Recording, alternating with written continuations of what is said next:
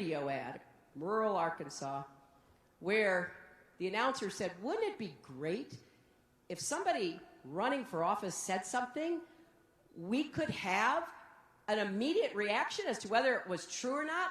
Well, we've trained this dog, and the dog, if it's not true, he's going to bark. And then the dog was barking on the radio. And so, people were like barking at each other for days after that. I'm trying to figure out how we can do that with the Republicans. We need to get that dog and follow them around, and every time they say these things, like, the Great Recession was caused by too much regulation, Too harsh. You supported his trade deal dozens of times. You even called it the gold standard. Now, suddenly last week, you're against it. Will you say anything to get elected? Well, actually, I have been very consistent over the course of my entire life. I have always fought for the same values. Do you think New York State should recognize gay marriage? No. No. Okay. I believe that marriage is not just a bond, but a sacred bond between a man and a woman. I have not supported same-sex marriage. I have supported civil partnerships and contractual relationships. I support marriage for lesbian and gay couples.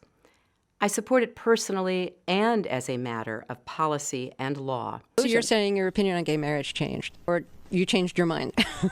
I have to say, I think you are being very persistent, but you are playing with my words and playing with what is such an important issue. I'm just trying to clarify so I can understand. No, I don't think you are trying to clarify. I think you're trying to say that, I used to be opposed and now I'm in favor and I did it for political reasons, and that's just flat wrong. So let me just state what I feel like you are implying and repudiate it. I have a strong record. I have a great commitment to this issue, and I am proud of what I've done and the progress we're making. Yeah, I'm sorry, I just want to clarify what I was saying. No, I was saying that you maybe really believed this all along, but, believed in gay marriage all along, but felt for political reasons America wasn't ready yet and you couldn't say it. That's what I was thinking. No, that is not true. It really is great how long you've supported gay marriage. Yes. I could have supported it sooner. Well, you did it pretty soon. Could have been sooner. Fair point.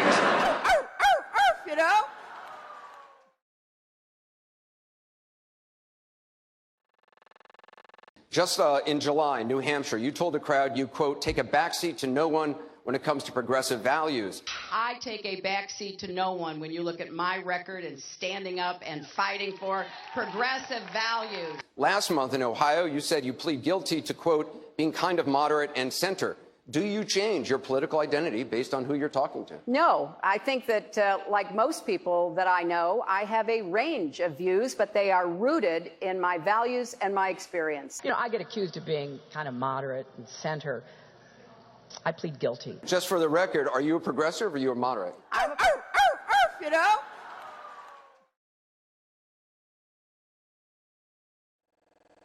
Going through the emails, there were over 60,000 in total sent and received. About half were work-related and went to the State Department, and about half were personal, that were not in any way related to my work. When you speak to the public, you say, I turned over everything. That's, for the most part, a direct quote. When you talk to the public, you say, I turned over everything. 90 to 95% of my work-related emails were in the state system. If they wanted to see them, they would certainly have been able to do so. You know what? That is maybe the 10th time you have cited that figure today. It is. And I have not heard anyone other than you ever cite that figure. Who told you that 90 to 95% of your emails were in the State Department system? Who told you that? We learned that from the State Department in their analysis of the emails that were already on the system. The Inspector General report found that less than 1% of State Department emails, record emails, were captured. So they give a number of less than 1%, and you give a number of 90%. I have absolute confidence that everything that could be in any way connected to work is now in the possession of the State Department. This pile represents the emails that you sent or received about Libya in 2011, from February through December of 2011. This pile represents the emails you sent or received from early 2012 until the day of the attack. There are 795 emails in this pile. We've counted them. There are 67 emails in this pile in 2012. And I'm troubled by what I see here. I can only conclude by your own records that there was a lack of interest in Libya in 2012. The server contains personal communications from my husband and me. Only time I got on the internet, I did 2 emails, and I ordered Christmas presents from a reservation. Otherwise, I found people said embarrassing things on emails. I didn't want to be one of them.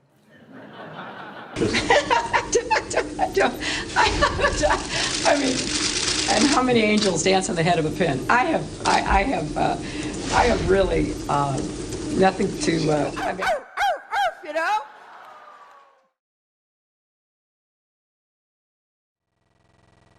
I represented Wall Street as a senator from New York, and I went to Wall Street in December of 2007, before the big crash that we had, and I basically said, cut it out.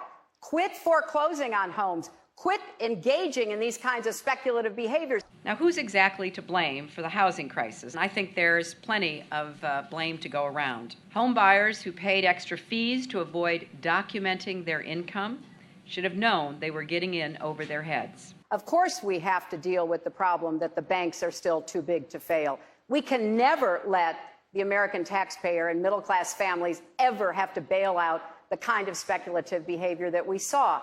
But we also have to worry about some of the other players. AIG, a big insurance company, Lehman Brothers, an investment bank.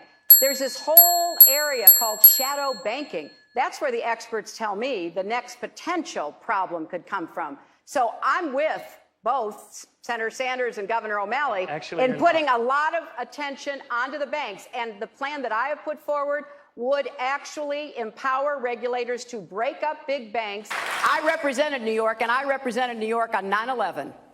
When we were attacked, where were we attacked? We were attacked in downtown Manhattan, where Wall Street is. I did spend a whole lot of time and effort helping them rebuild. That was good for New York, it was good for the economy, and it was a way to rebuke the terrorists who had attacked our country. 9/11 was bad. You know?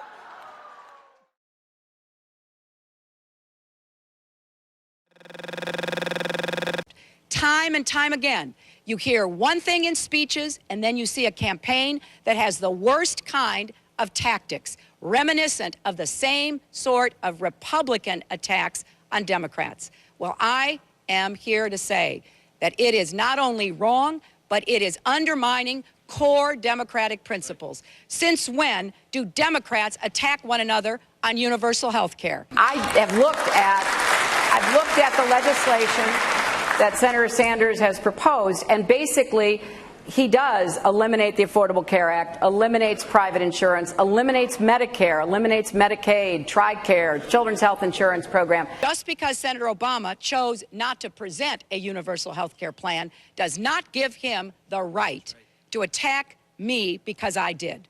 So let's have a real campaign. Enough with the speeches and the big rallies and then using tactics that are right out of Karl Rove's playbook. This is wrong, and every Democrat should be outraged. The Democratic Party in the United States worked since Harry Truman to get the Affordable Care Act passed. So shame on you, Barack Obama. It is time you ran a campaign consistent with your messages. You know?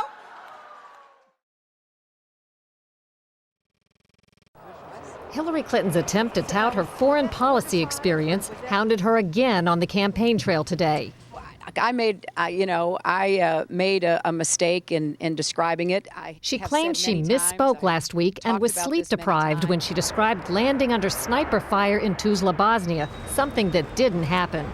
But CBS News has found several times in the past few months when Senator Clinton used the Bosnia trip to try to show her international experience. December in Iowa. We landed in one of those corkscrew landings and ran out because they said there might be sniper fire.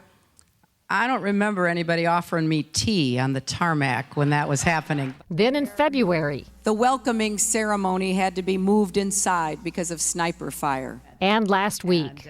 I remember landing under sniper fire. We basically were told to run to our cars. Now that is what happened. Some differing accounts of your trip to Bosnia, and I'm wondering if you can clarify. I know you recall, ducking under sniper fire, and Sinbad in his account, who was on the trip, he said that the most dangerous part was remembering where he was going to eat next. He's a comedian, Jeff.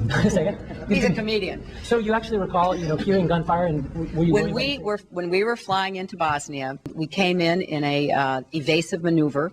There was no greeting ceremony, and we basically were told to run to our cars. Now that is what happened. After CBS News video showed what really happened when she landed and greeted officials, Senator Clinton maintained there were risks, but explained to the Philadelphia Daily News why she was seen on the Bosnian tarmac greeting a young child if it was really so dangerous. I was also told that the greeting ceremony had been moved away from the tarmac, but that there was this 8-year-old girl, and I said, well, I can't rush by her. I've got to at least greet her. So I greeted her, I took her stuff, and I left. Now that's my memory of it. Good to see you. Once again, her memory doesn't match our videotape. She and her daughter Chelsea lingered on the tarmac to greet U.S. military officials. Took photos. There was the group of 7th graders on the tarmac, too. And then Senator Clinton walked to the armored vehicle where she did eventually duck and enter.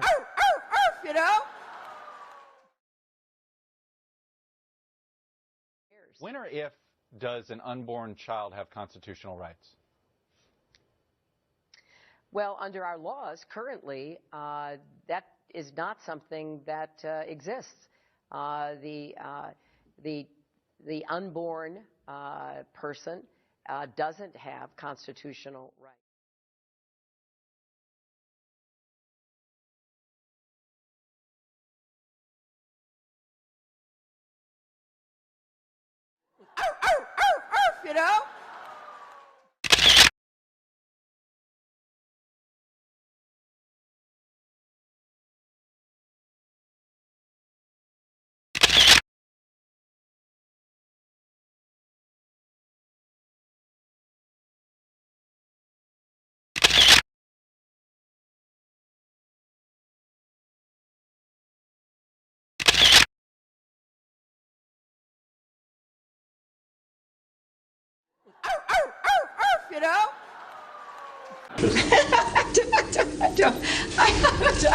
I mean, and how many angels dance on the head of a pin? I have really nothing to. I mean, how do You say they're too harsh. You supported his trade deal dozens of times. You even called it the gold standard. Now, suddenly, last week, you're against it. Will you say anything to get elected? Well, actually, I have been very consistent over the course of my entire life. I have always fought for the same values and principles.